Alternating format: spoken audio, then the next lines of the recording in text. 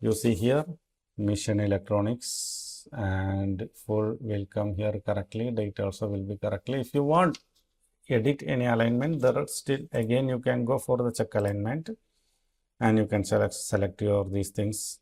After that expert mode, this one already done, check alignment. You can align it if it will not be correct, there is need, because here this date portion I need to be little bit up also, because first or second printing maybe you will see the small changes if you required. So this date portion I want to be little bit up. After that I click date align, and this amount portion also I want to be little bit up.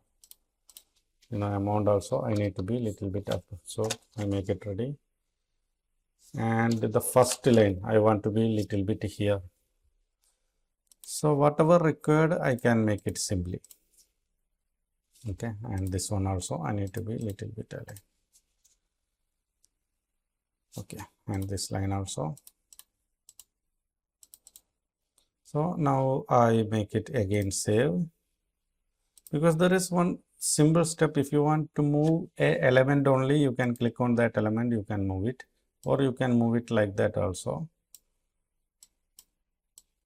And if you want to move completely, you can click here and move also. That's only. Thank you.